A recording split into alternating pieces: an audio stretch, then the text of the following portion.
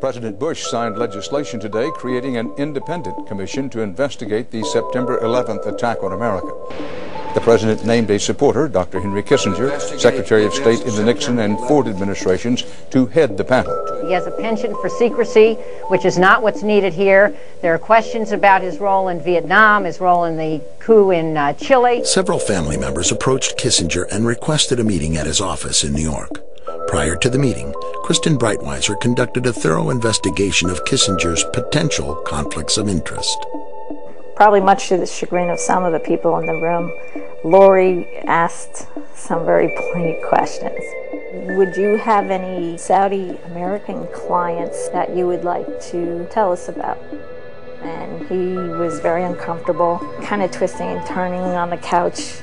And then she asked whether he had any clients by the name of Bin Laden. And he just about fell off his couch. Former Secretary of State Henry Kissinger stepped down from the position Friday.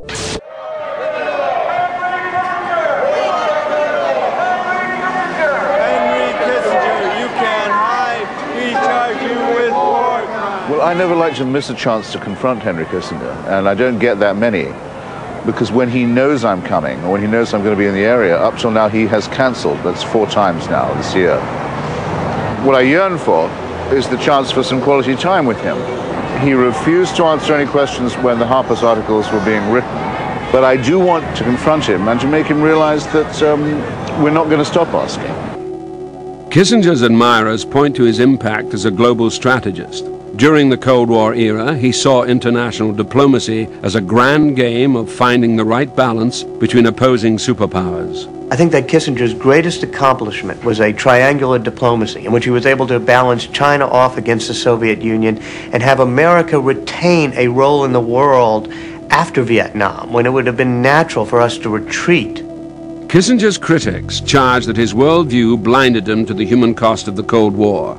Recently released documents reveal episodes in Indochina, Indonesia, and Chile, where Kissinger may have needlessly sacrificed human lives to pursue strategic goals. That this man could operate at such a horrible level and not get exposed for year after year after year after year, how many people came out against him, is an embarrassment to my profession.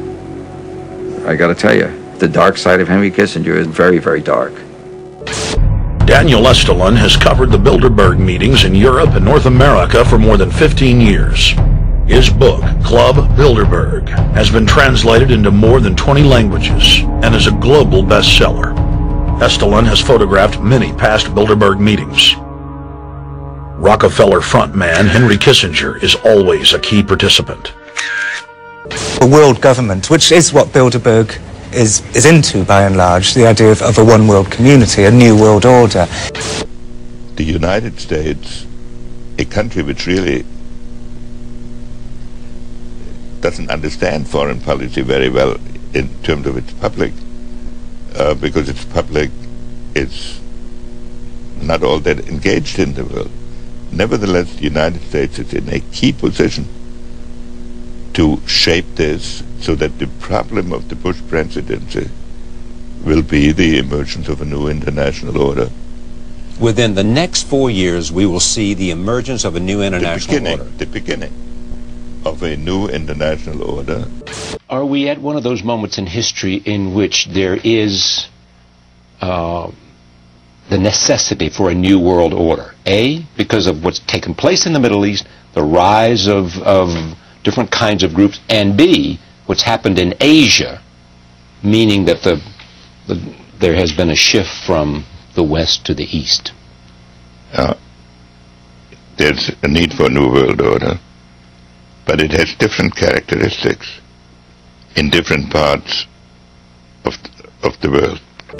All I'm saying is that we should not look at this current situation from a posture of being paralyzed by the symptoms of crisis. Fair enough. Within the crisis, there is opportunity. But when you talk about a new structure, I'm not sure you've used the term new world order. I mean, what is it? Is it simply a world order that's defined by new interest and new mutuality of interest? That's certainly how you have to start. And I know the view that you start by converting the whole world to our political philosophy. I don't think that can be done in 1 or 2 terms of an administration. That's a historic process that has its own rhythm. Has it suffered a setback, A, because of Iraq, and B, because of the economic crisis? That's what suffered a setback. The idea of America leading and building a whole new consensus for a kind of... Look, there are so many problems in the world at this moment that can only be dealt with on a global basis. And that's unique. Proliferation. Energy, environment. In some cases, global health. What do you think the most important thing is for Barack Obama? Obviously, you're here to talk about the anniversary for U.S.-China diplomatic relations, but if you had to say this is going to be the country or the conflict or the place that will define the Obama administration, what would it be? The president-elect is coming into office at a moment when there are upheavals in many parts of the world simultaneously. You have India, Pakistan, you have the jihadist movement. So he can't really say there is one problem that is the most important one. But he can give a new impetus to American foreign policy, partly because the reception of him is so extraordinary around the world. I think his task will be to develop an overall strategy for America in this period when really a new world order can be created. It's a great opportunity. It isn't such a crisis. The dark side of Henry Kissinger is very, very dark. In December of 1974, the U.S. government made Third World population reduction a central national security issue.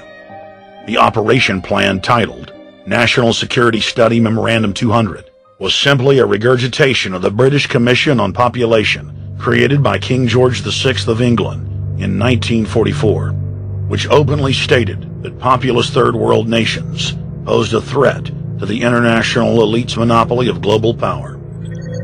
The Kissinger-authored U.S. plan targeted 13 key countries where massive population reduction was called for. Kissinger recommended that IMF and World Bank loans be given on condition that nations initiate aggressive population control programs, such as sterilization. Kissinger also recommended that food be used as a weapon, and that instigating wars was also a helpful tool in reducing population.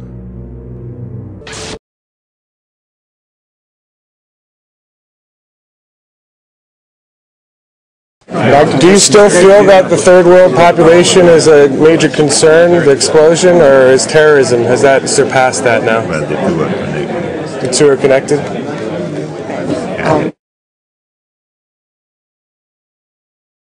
two are connected? Can you tell me what the New World Order is? What you mean by the New World Order? Right back here. It's bound to fail. It's got the North American Union, sir. You also quoted saying that national sovereignty will prevail.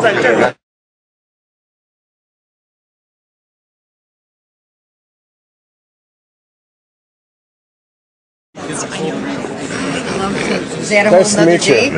Hey, do you feel the AIDS virus is a bioweapon, or do you think it's a natural occurring disorder or virus? The AIDS virus. I don't have any idea. No, nothing to do with National Security Memorandum 200, which calls for immune-ravaging viruses for biological warfare? I've never heard of that national security. You wrote it back in the early 70s. Oh, come on. National Security Memorandum. Grow up. He doesn't hear. He's never heard of National Security Memorandum that he penned as National Security Advisor under Richard Nixon.